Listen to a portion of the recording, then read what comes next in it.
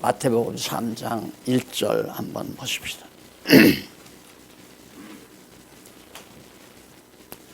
3장 1절 보면 그때에 세례 요한이 이르러 유대 광야에서 전파하여 가로되 회개하라 천국이 가까웠느니라 하였으니 저는 선지자 이사야로 말씀하신 자라. 일렀으되 광야에 외치는 자의 소리가 있어 가로되 너희는 주의 길을 예비하라 그의 첩기형을 평탄케 하라 하였느니라.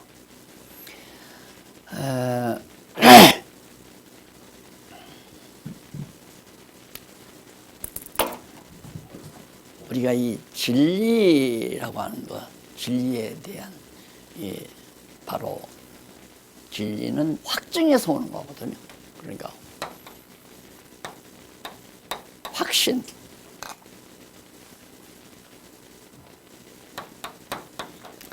확신과 고집. 아까 권사님 기도할 때 고집 얘기를 하셨는데 확신과 고집이 어떻게 다른가. 확신 있는 사람은 절대 굽히지 않잖아요. 절대 포기하지 않고. 고집도 마찬가지입니다.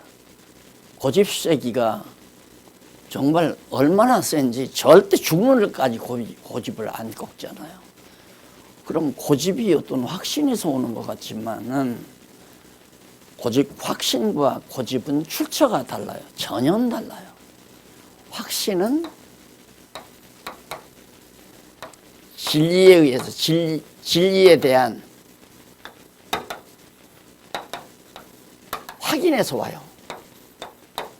진리에 대한 확인. 고집은 육신의 욕심에서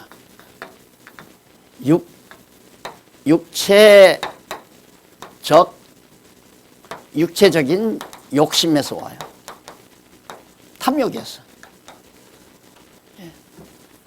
아까 김장로님 주식 투자를 해서 다 당했다. 그런데 주식 투자를 한다고 해서 꼭 욕심에서 나오는 건 아니죠. 그러니까 욕심에서 나오는 건 아니지만 망했는데 또 하려고 하더라. 그런데 이게 이제 왜 그게 위협하냐면 이것과는 다르잖아요. 그러니까 그것도 주식에 대한 조예가 깊어가지고 분명히 그 어떤 흐름을 잘 파악해서 또 세계 경제의 모든 여건을 파악해가면서 정말 확신이 왔을 때, 이건 됐다, 이건 주식이 오른다, 이럴 때 해야 하는데 무조건 그냥 부자로 잘 살아야 되겠다, 돈 많이 벌어서 정말 즐겁게 살아야 되겠다, 그런 욕심이 앞서가지고 하면 거의 아마 다 어려움을 많이 겪는 거라고 그렇게 생각을 합니다. 그런데 욕심과 진리에 대한 확증, 확실한 증거.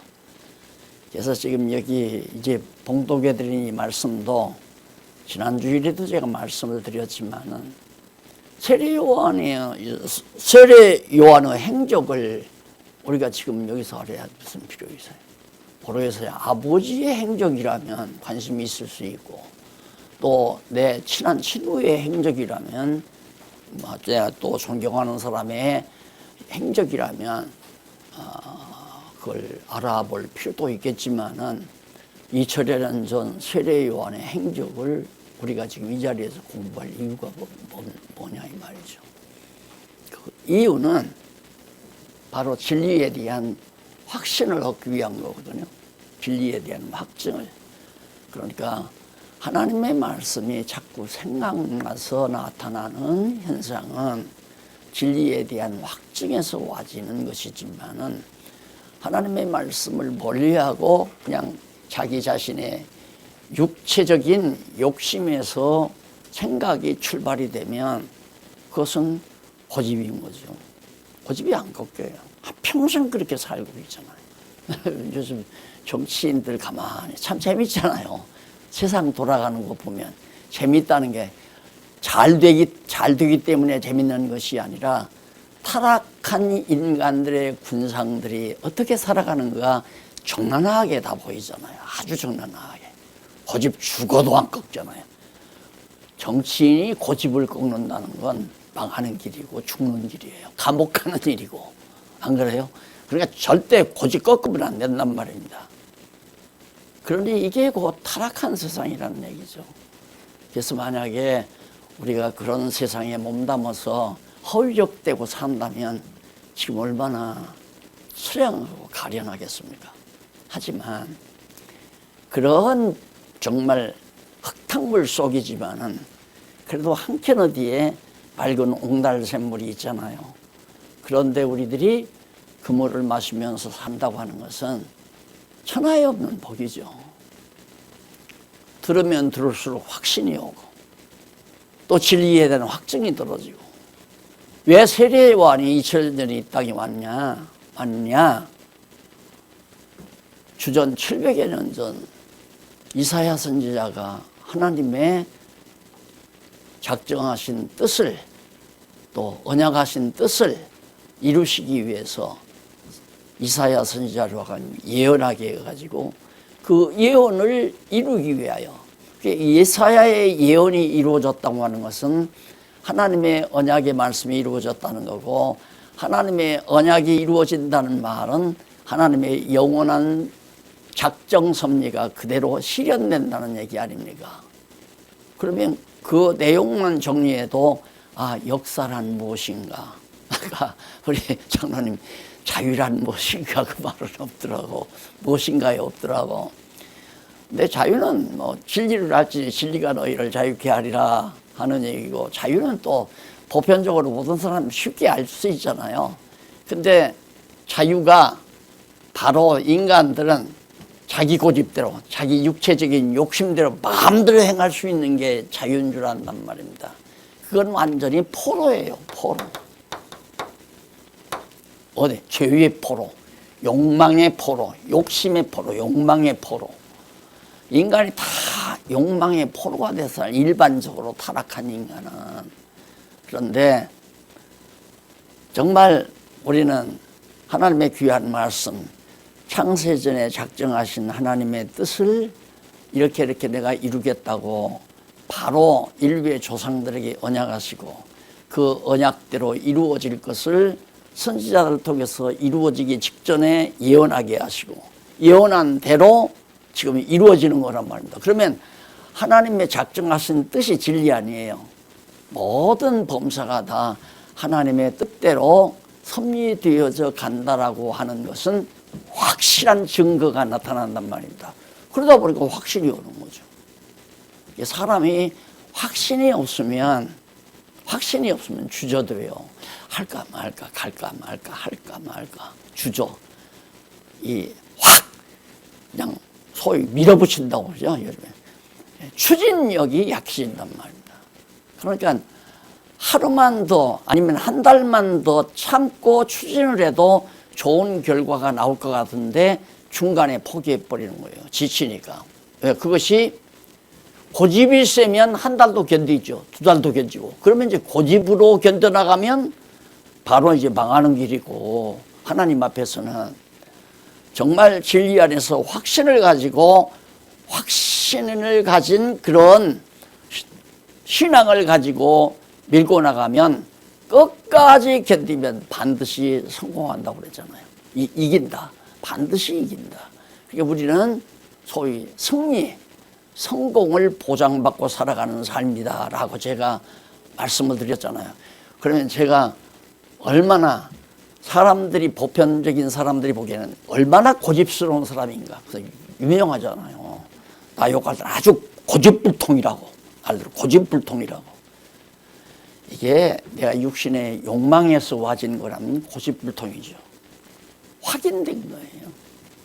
성경을 통해서 너무 분명하게 확정이 되니까 어떻게 세례 요한이 이 세상에 나타나서 있는 내용이 세례 요한이 예수가 하나님의 아들이라고 증거했다고 해서 어떻게 예수가 하나님의 아들이냐. 그거 믿을 수가 없잖아요.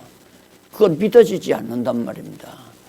그런데 세례 요한이 예수님보다 먼저 나타나서 예수님에게 세례를 베푸는데 바로 성령이 비둘기같이 나타나고, 그리고 공중에서 이는 내 사랑하는 아들이다 라고 하나님의 음성이 들려오고, 예수 그리스도가 바로 세례요한에 의해서 세례를 받는데 그렇게 된다 이 말이죠.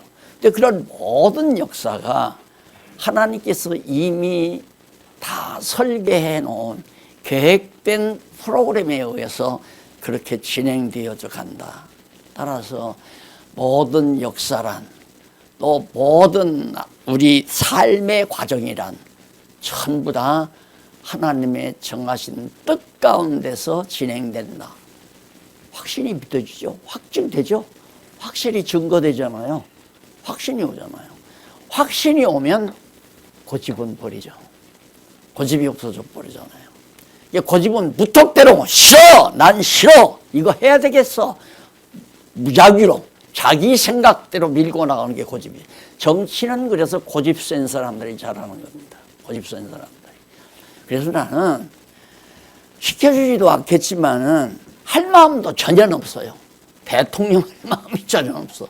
교회 당회장도 하기 싫은 사람인데 대통령을 내가 왜 해요? 안 그래요? 그런데 다 대통령 되려고 난리 아니에요. 서로 죽이고 살리고 묻고 막 거짓말 갖다가 쪼아대고 뭐. 자, 지금 이 하나님의 말씀을 들으면서 우리가 사는 세상이 이게 얼마나 흙탕물 세상이냐. 이거 정말 이런 세상에서 이렇게 맑은 옹달샘물처럼 맑은 생명수가 바로 성경 말씀에서 계속 솟아나는데, 이거 안 먹으면, 흙탕물 먹으면 죽잖아요. 병들어 죽죠. 맑은 옹달샘물 먹어야죠. 그래서 우리가 하나님의 말씀을 공부하고 사는 거거든요. 그래서 이사야만 예언한 게 아니라, 이사야는 주전 700년 전이고 말라기 선지자는 주전 400년, 4세기 전, 4세기경에 5세기경에 말라기 선지자가 예언했잖아요. 그러니까 선지자들이 예언한 대로 바로 요 세례 요한이 광야에 나타났다. 어떻게? 토롯을 입고. 토롯은 그거 다 선지자들의 입는 옷이에요. 선지자들이 입는. 그러니까 세례 요한이 예수님 앞서 선지자로서 이제 이렇게 나타났다 하는 게 지금 3장 1절 이하에 나타나는 내용이거든요. 그래서 예언대로 광야에 외치는 자의 세례를 외치는 자에게 세례를 받음으로 성취했다. 예수님이 세례 요한보다 6개월 나중에 났잖아요. 6개월. 그러니까 나이는 같지만은 생일은 다른 6개월 후에 생일이니까. 세례 요한이 또 나타나서 그러니까 예수님이 세례 요한에게 찾아간단 말입니다. 가서 세례를 달라. 이제 지난번에 잠깐 말씀드렸지만, 그러니까 처음에는 세례 요한이 거절하잖아요. 거절하니까 예수님께서 그러지 마라. 하나님의 의를 이루자. 내가 나에게 세례를 베푸는 것이 하나님의 뜻을 이루는 거다. 의란 말은 하나님이 옳다고 생각하는 것이 의 아니에요. 악하면 바로 하나님이 싫어하시는 거고, 의는 하나님이 좋아하시는 선한 뜻이고, 그것이 의란 말입니다. 그러니까 하나님의 의를 이루는 것이 옳은 것이니까 너 나한테 세례를 베풀어라 이 말이에요. 그렇게 예수님 갖다 물속에 풍덩 넣었다가 건져낸다 이 말이에요. 건져냈는데 그때 이제 물에서 올라오니까 비둘기 성령이 나타나시고 공중에서 음성이 들려서 하나님의 아들임이 확정되잖아요.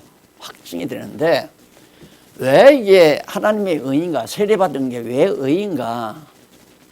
이제 모든 구약 시대의 모형적인 또 그림자적인 모든 사건을 마무리하고 이제는 예수님 이후에는 그 예수님의 실질적으로 그림자가 아닌 실제적으로 하나님의 나라를, 교회를 이루어 가야, 구약 시대에는 모형이죠.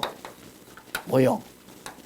실체가 아니고 모형적인 것으로 되었던 것을 예수님께서 마무리하고 그 다음 다. 왜?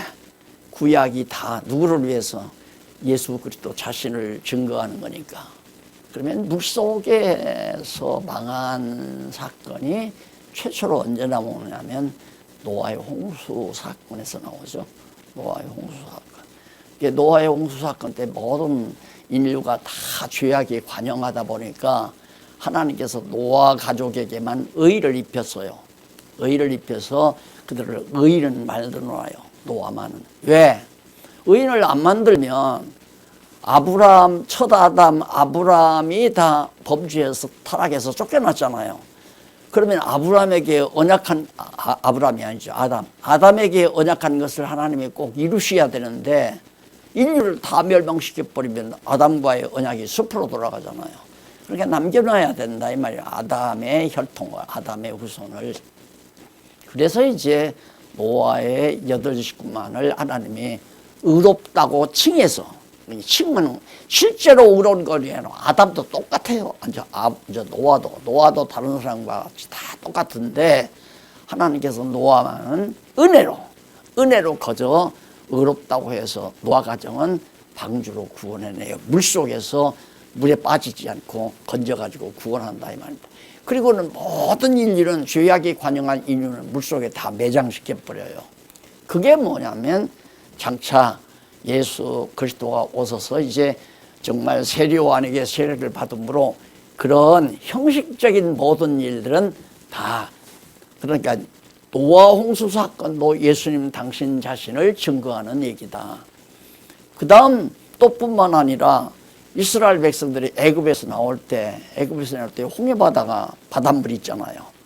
또 요단강 건너가는데 요단강 건너갈 때도 이제 물을 건너갔는데 홍해바다 건너갈 때 그만 백성들은 이스라엘 하나님의 택한 백성들은 쫙 애굽에서 이제 광야로 나왔는데 그 홍해바다에 누구를 죽였느냐면 애굽 군대들을 다 죽였잖아요. 그래서 세례라고 하는 것은 그런 의미가 있어요. 지난번 이제 이천에서 제가 강의를 하는데 거기 침례교 목사님이 있어가지고 목사님 세례가 아니고 침례입니다. 그러면서 자꾸 나한테 이렇게 건져요. 건드려 나를 갖다가 쪼아요. 그래서 아니 목사님 알아요. 침례 원어로 베프티즘아 그거 맞죠? 그러니까 그냥 성경대로 그렇게 해주세요. 그래요. 그래서 내가 베프티즘하든 물을 그렇게 갖다 뿌리든 세례, 물을 갖다 이렇게 뿌리는 건 세례라고 그러잖아요. 장로교는 약식 세례라고 그러죠. 그걸 설명을 해줬어요. 지금 설명하는 대로. 그건 이제 안 해도 되는 거야. 왜? 모형이니까. 요즘 제가 세례 안 베푸는 거, 세례 베푸는 거 한 번 못 봤죠. 몇 년 동안. 네? 목사 은퇴해서 그랬나요? 저기 우리 권사님 한 분이 오랜만에 손자를 봤어요. 외손자를 봐가지고 세례를 받고 싶은 거예요. 유아 세례를 바치고 싶은가 봐요. 그래서 원하면 뭐 제가 세례 베풀 수도 있죠. 그래서요. 그랬더니 이제 공부를 하고 하신 분이기 때문에 딱 생각하니까 그때야 그걸 받을 필요는 없겠구나 하고 안 받았어요.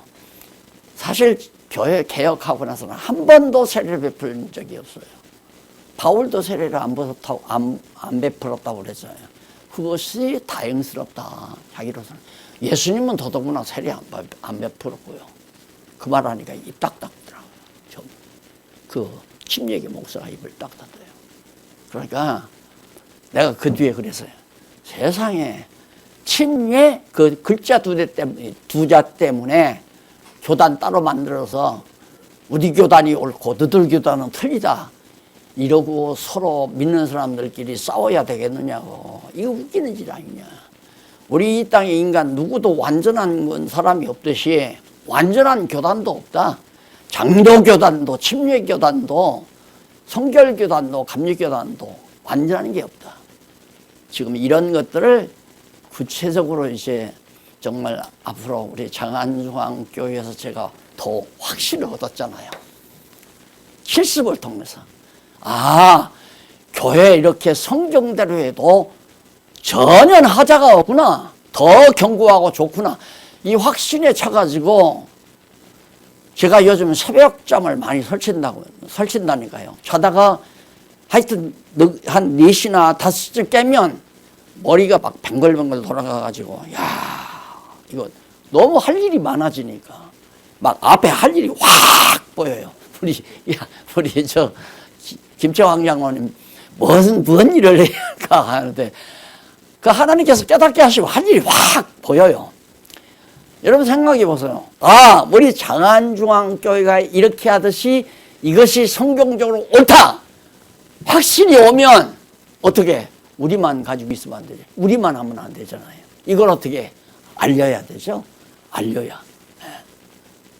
그래서 그걸 구체적으로 제가 목회할 때에는 하도 이단이라고 공박을 하니까 혹시 세례를 세례를 안 베풀고 또 성찬식을 안 하면 봐라 저놈의 교회 저 박 목사 이단 교수다 하고 얼마나 또 난리나겠어요. 그래서 그냥 흉내를 낸 거예요. 흉내를 내지만 너무 또 함부로 할 수는 없잖아요. 그래서 나도 장갑을 끼고 뭐 떡을 하고 장로님들 떡에서 뭐 떡을 조심스럽게 나눠드리면서 야, 내가 이 짓을 하고 살아야 되나 하면서도 더구나 또 장로님들 쭉 서가지고 그 떡판 가지고 일일이 나르는 거 그거 그렇게들 다 하는 거니까 해놓고도 얼마나 제가 이건 아닌데 그래서 아야 눈 감기 전에 죽기 전에 한번 나는 아닌 건 아니다 아닌 거 안 해본다 그리고 한 것이 체제개혁이에요. 그러니 그게 쉽게 받아들여지겠어요. 쉽게 안 받아들여지죠. 이제는 점점 받아들여질 거예요. 이제 앞으로 한국교회가 점점 그 일을 지금 구체적으로 하나님이 지혜를 주시는 대로 지금 계획하고 살아가더니요. 확증이라는 게 너무 중요하단 말입니다. 해보니까 우리 장안중앙교회 개혁해보니까 단행해보니까 성경대로 하자. 근데 오늘 또 지금 일꾼 세우는데 이렇게 광고하잖아요. 내가 지난주에 그랬죠. 자신의 마음속에 자원하는 마음, 소원이 가장 중요하다.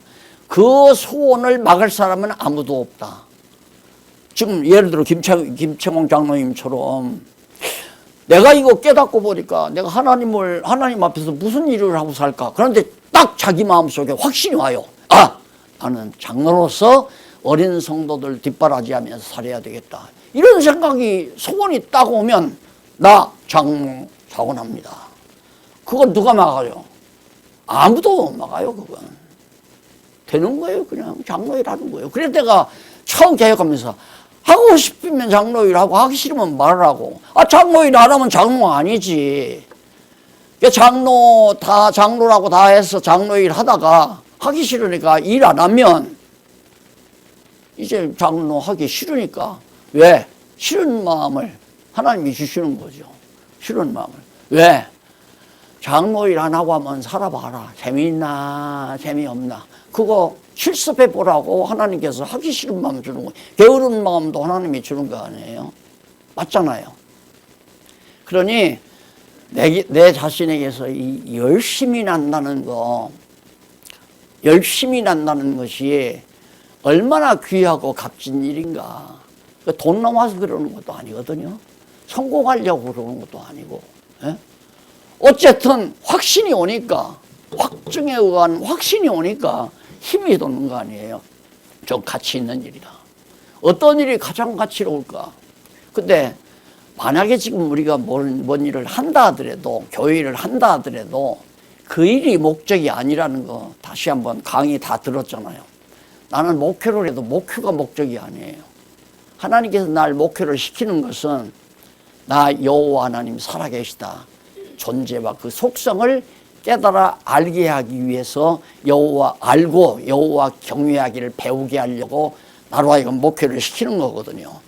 지금 이제 우리 장안중앙교회 이 이 실습을 통해서 확증을 얻었기 때문에 확신을 가지고 이렇게 교회는 주님의 몸된 교회는 이렇게 되집니다. 성경이 이러니까 성경대로 교회를 해야 된다고 하는 진리를 더 열심히 전파해야 된다는 건 틀림없는 거 아니에요. 그럼 그 일을 위해서 내가 사는 건 아니에요. 그 일을 통해서 성경대로 하니까 되는구나. 확신을 가지고 왜? 여호와 하나님이 살아계시니까. 그래서 여호와 하나님 경외하다 보니까 항상 기뻐하고 범사에 감사하고 항상 쉬지 않고 기도하고. 그러니까 그것이 내게 오는 하나의 신호예요. 기쁘지 않고 감사함이 없고 또 정말 내게 어떤 확고한 기도라고 하는 하나님이 주시는 소원이거든요. 하고자 하는 어떤 소원이 딱 내게서 끝나면 그게 신호예요. 그러니까 정확하잖아요. 경구따마가 저거 병들었나, 이게 신호가 어떻게 오냐면 가끔가다 깜막합니다. 신호 오는 거예요. 저 경구따마 바꿔야 되잖아요. 마찬가지로 내 신앙생활에 신호가 뭐냐면 나태한 생각, 꼭 해야 되나? 아이고, 하기 싫다. 좀 쉬고 싶다. 어디 가서 좀 즐겁게 친구들을 만나서 한번 운동이라도 하고 싶다. 이런 생각이 자꾸 들고 정말 가치 있는 여호와 하나님 경외하기를 가치 있는 일보다는 가치 없는 일에 관심이 가면 하나님께서 그쪽으로 가서 그렇게 살아보면 이것도 별로 기쁘지 않구나. 여러분, 세상에서 가장 즐거운 게 뭐냐면 상대방을 완전히 작살내는 거. 그래야 기뻐요. 그러니까 지금 우크라이나하고 러시아하고 전쟁이 벌어지죠. 러시아가 완전히 작살나면 온 세계가 그냥 환호성을 불릴 거예요. 환호성. 몇몇 나라를 제외하고는. 자, 지금 내일 모레 축구 경기가 카타르에서 열립니다. 마지막 결승전 말이죠. 그때 프랑스냐 아니면 아르헨티나냐 둘이 이제 결승전 넣는다고 그러는데 프랑스가 기뻐할 건가 아르헨티나가 기뻐할 건가 그거 이제 결정나는 거죠. 그러면 어떻게 해야 기뻐하냐? 대적을 완전히 박살내버려야 기뻐요. 그게 인간의 타락성이란 말입니다. 그래서 하나님께서도 그렇기 때문에 이 세상 권세들, 세상 나라들을 가장 강력하게 만들어요. 최고로 강력하게. 그때가 짐승 권세가 드러날 때거든요. 그때는 예수 믿는 사람이 전혀 없을 때예요. 믿는 자가 하나도 없어요. 그러니까 하나님 편은 하나도 없단 말입니다. 그렇게 강하게 해놓고는 예수님께서 바로 재림하시잖아요. 재림해서 그대로 짐승 권세의 수장을 목덜미 잡아서 무적행에 쳐놓고 바로 죄 없는 무죄 시대를 이끌어가 할렐루야 찬양이 그래 터지는 거죠. 그래서 여러분 이 세상을 어떻게 하면 가장 행복하게 사는가. 우리 당론님이 날로 자꾸 행복론 목사님 쓰셔야 된다고 자꾸 그러는데 행복론도 쓰고 가치론도 쓰라고 그러는데 지금 다 나왔잖아요. 이게 최고로 가치 있는 거죠. 그러니 여러분 성경 공부가 얼마나 가치 있는 거예요. 이지아들 성도들이 이지아 한국교회가 돌아가야 한다. 어디로? 성경으로 돌아가야 한다. 근데 아는 사람이 없잖아요. 성경을 아는 사람이. 성경으로 돌아가고 싶어요. 어떻게 해야? 그럼 성경책 놓고 글로 가면 되는가요? 가면 뭐해요? 읽으면 뭐해요? 그것도 필요 없는 거 아니에요. 그 뜻을 알아야지. 빌립이 간다게에 가서 딱 마차에 올라타서 간다게가 성경을 이사야서를 읽고 있어요.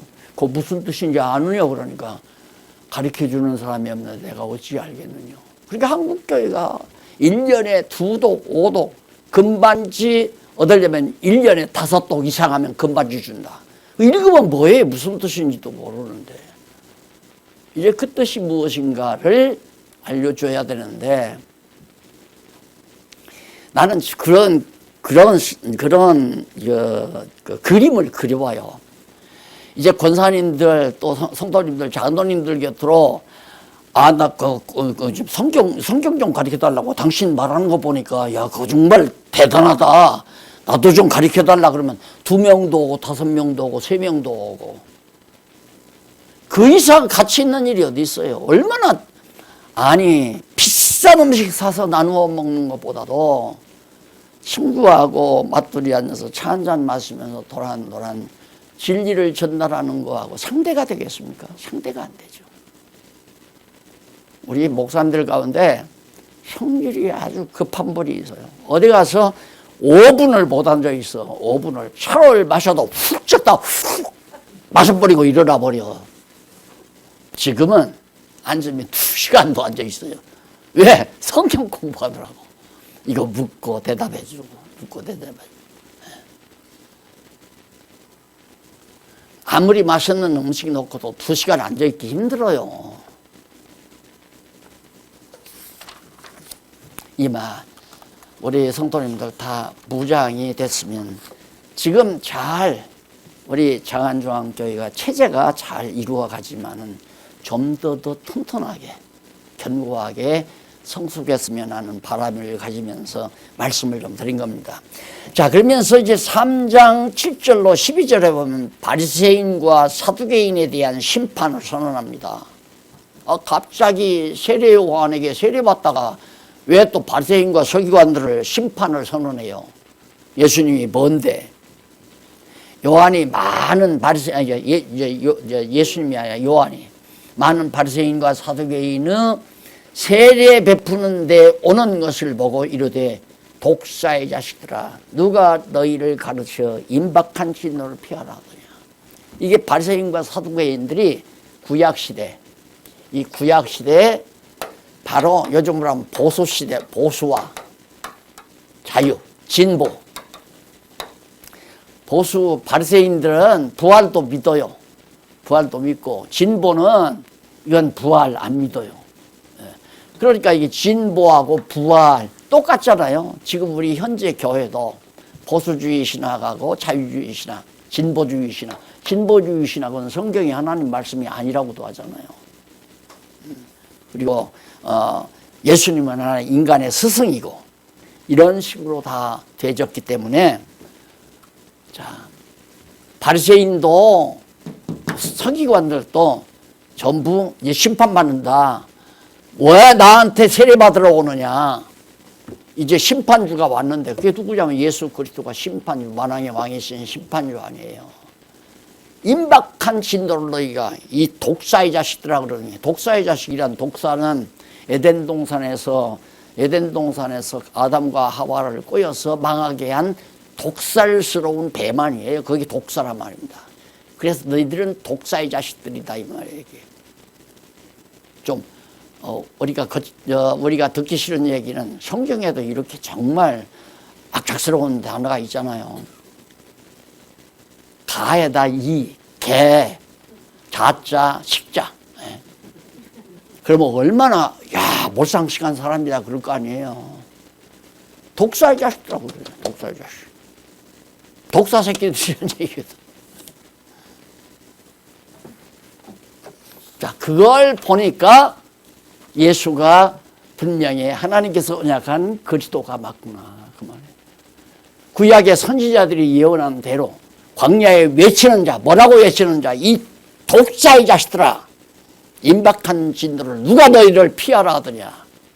그렇게 외치는 자의 소리가, 광야에 외치는 자의 소리가 나타난다는 것을 앞에서 이사야 선지자나 말라기 선지자가 예언한 대로 나타난 걸 보니까 진짜 예수가 그리스도임이 틀림없구나. 그걸 증거하기 위해서 중요한 얘기예요. 그래서 너무 확실하죠.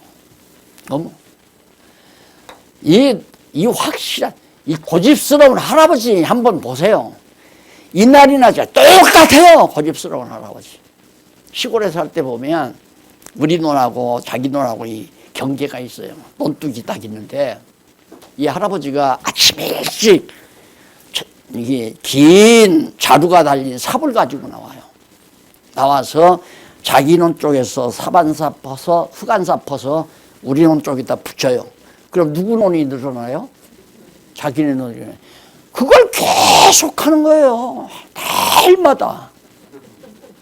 할아버지 그러면 안 돼요. 이놈 어디 할아버지한테 안 꺾어요. 죽어도.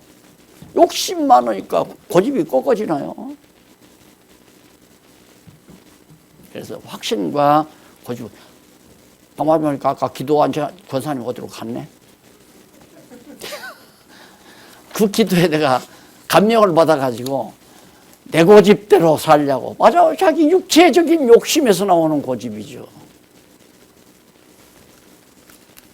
그 다음 넘어가서 3장 16절로 17절 요한의 세례와 성령이 임함과 하늘로서 소리로 성취하는 것.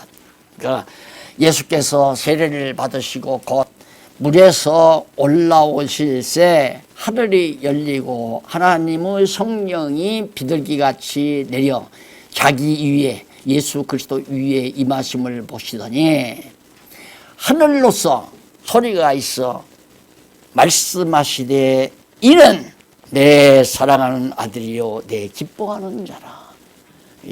예수가 누군가? 구약시대 하나님께서 보내고 온양하신 하나님의 아들 그리스도다 그 말이에요. 확실히 성령이 증거하고 하나님 자신이 증거하고 세례 요한이 증거하고.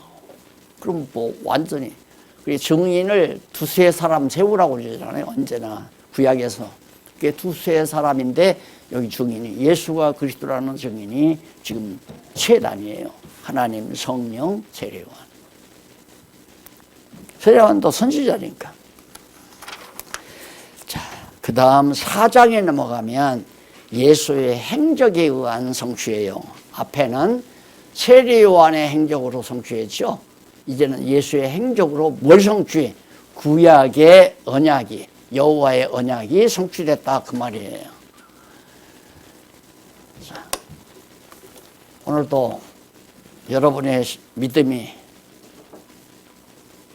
부쩍 좀 성숙하기를 하나님 앞에 잠시 기도하면서 마무리하겠습니다. 하나님 아버지요, 하나님께서는 우리에게 불변의 진리를 허락해 주셔서 배우면 배울수록 확정이 떨어지고 있습니다. 우리의 믿음에 확신이 있을 수 있도록 역사하소서. 남은 여생 사는 동안 게으르거나 나태하거나 또 생각을 바꾸거나 헛한 일에 시간을 보내거나 이런 어리석음이 우리에게 없도록 지켜주시옵소서. 예수님 이름으로 기도드립니다. 아멘.